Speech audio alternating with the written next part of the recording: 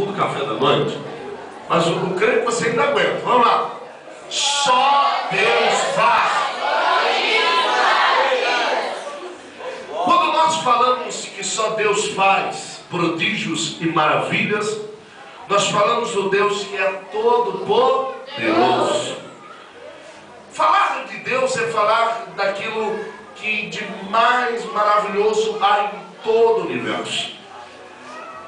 A Bíblia Sagrada é o livro, a carta, a revelação de Deus para a humanidade.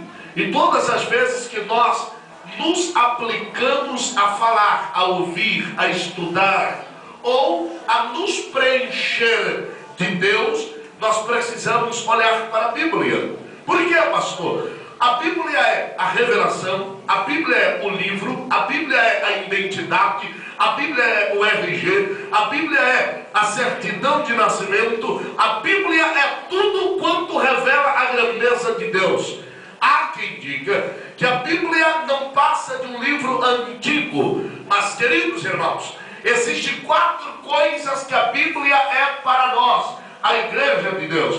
Primeiro, a Bíblia é a carta magna. Quando nós falamos que a Bíblia é a carta magna, estamos falando que ela é tudo o que nós precisamos para conhecer Deus e o seu coração. Ninguém pode conhecer a Deus se não for capaz de conhecer a sua palavra. Ninguém é capaz de andar com Deus se não for capaz de andar conforme a sua palavra. A Josué, ele diz: Josué, observa todas as palavras que meu servo Moisés te ensinou, não te desvie dela, nem para a direita e nem para a esquerda, porque tu farás este povo herdar a terra que eu prometi aos seus pais. O apóstolo Paulo, escrevendo ao seu filho na fé, Timóteo, ele diz: Timóteo, lembra de todas as palavras que eu te ensinei. Timóteo, lembra de todos os ensinos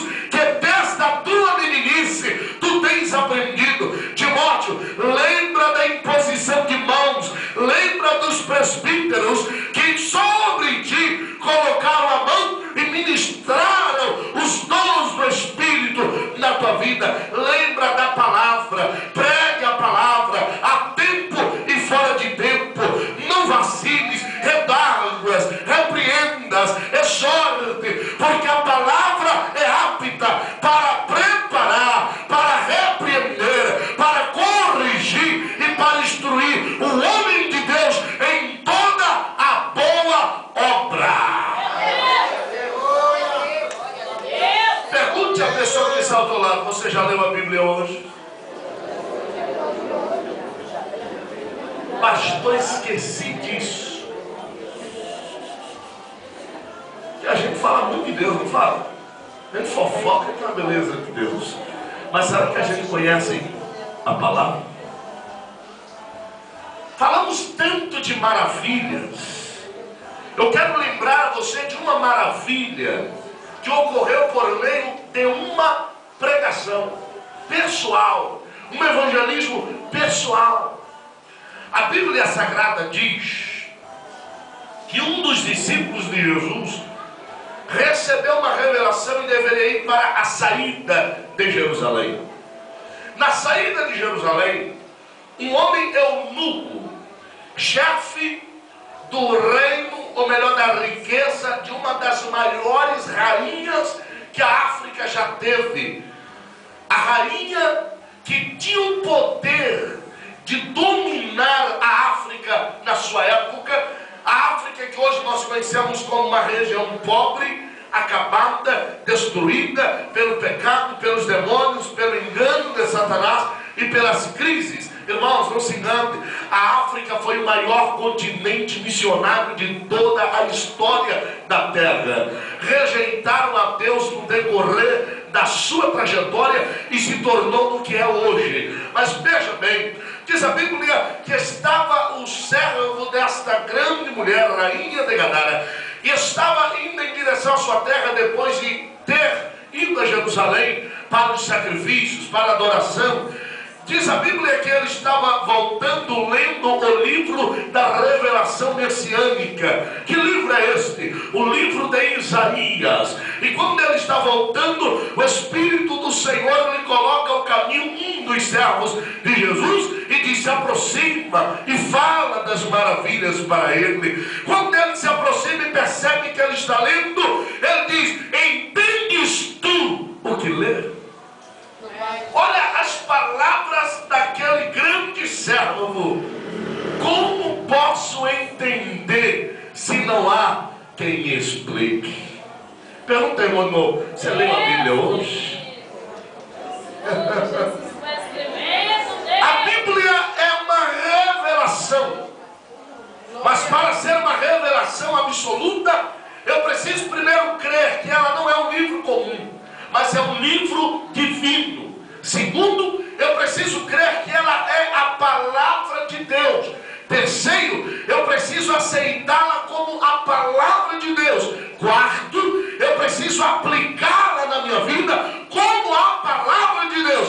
Quinto e última coisa que eu preciso fazer para que ela seja uma revelação absoluta, eu preciso olhar para a Bíblia não como fonte apenas de inspiração ou de conhecimento, mas uma fonte de poder. Pois tudo que eu pedir na oração, segundo esta palavra, não há céu de bronze que não se abra, não há barreira que não caia, não há impossibilidade que Deus não possa mudar. Diga para o teu irmão: se você orar segundo a palavra de Deus, diga para ele: se você orar segundo a palavra de Deus, não haverá impossíveis, não haverá impossíveis, não haverá impossíveis.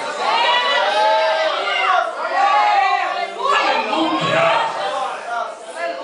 A maior barreira que a igreja de Deus enfrenta é provar as maravilhas do Senhor. Davi, no livro de Salmo, número 40, Davi diz: muitas são, Senhor meu Deus, as tuas maravilhas que tens operado para conosco, e os teus pensamentos não se podem contar diante de ti. Davi estava dizendo: Senhor, as tuas maravilhas são tão numerosas, são tão grandes em números e em poder, que não se pode enumerá-la. A gente vai a primeira, a segunda, a terceira, a quarta, a quinta, a sexta, a sétima, a oitava, a nona, a décima. Da décima a primeira diante a gente se perde, irmãos. Se você começar a contar hoje as maravilhas que Deus já tem feito na tua vida, tu vai lembrar da primeira, da segunda, da terceira, da quarta, da quinta. Aí tu vai lembrar que esqueceu uma. Aí tu vai voltar para contar, vai lembrar que esqueceu outra. E você vai se perder. No final ele vai dizer: e quantas são mesmo? Aí você vai ter que dizer como Davi: Senhor, muitas são, ó meu Deus, as tuas maravilhas para conosco. Davi encontrou uma solução para isso. Pastor, qual foi a solução? Davi tem um cântico, ele diz: eu louvarei diante dos anjos, diante dos homens, eu te louvarei. Se há uma coisa, irmãos, que eu sou fascinado, é pela cultura judaica. Por dois motivos.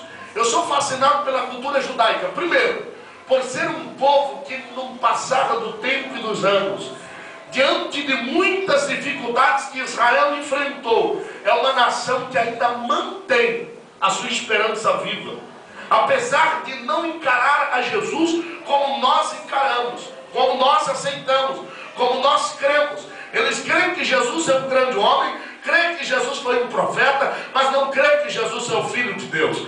Não creem que Jesus é o Salvador, o Messias. Eles ainda esperam o Messias, ainda esperam alguém para lhe libertar. Mas veja bem que coisa, eles ainda assim olham para a história e diz: homem nenhum seria capaz de fazer o que ele fez se Deus não fosse com ele. Um desses judeus um dia chega a Jesus, é um discípulo anônimo de Jesus, e chegou às escondidas, precisando de uma das maravilhas, e ele diz: Senhor, bem sabemos que tu és Rabone, Radonai, isto é, sabemos que tu és